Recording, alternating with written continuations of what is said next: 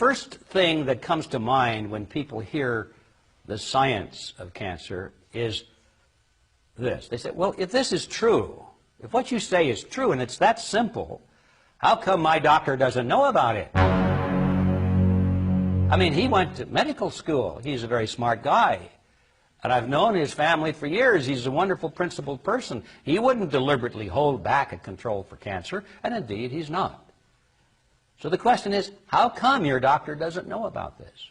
Or worse, how come your doctor tells you to run for your life, stay away from this because it's quackery? He thinks he's doing you a favor by telling you that. Why is this? How did this come about?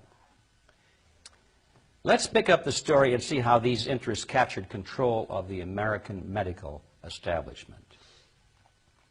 The mechanism that they used to do this was brilliant. They used the tax-exempt foundations.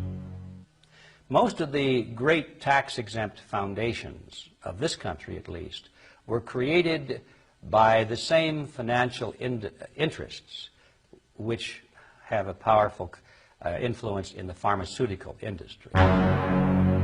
Takeover of the medical industry was accomplished by the takeover of the medical schools.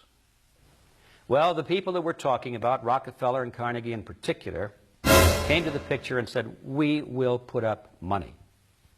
They offered tremendous amounts of money to the schools that would agree to cooperate with them. The donors said to the schools, we're giving you all this money. Now, would it be too much to ask if we could put some of our people on your board of directors to see that our money is being spent wisely? Almost overnight, all of the major universities received large grants from these sources and also accepted 1, 2, or 3 of these people that I mentioned on their board of directors, and the schools literally were taken over by the financial interests that put up the money. Now, what happened as a result of that is that the schools did receive an infusion of money. They were able to build new buildings. They were able to add expensive equipment to their laboratories. They were able to hire top-notch teachers. But at the same time as doing that, they skewed the whole thing in the direction of pharmaceutical drugs. That was the efficiency in philanthropy. The doctors from that point forward in history would be taught pharmaceutical drugs.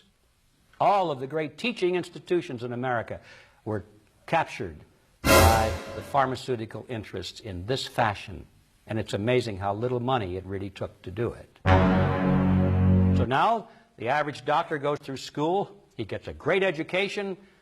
He has to be really smart to get through it. He learns all about drugs. He doesn't know too much about basic nutrition.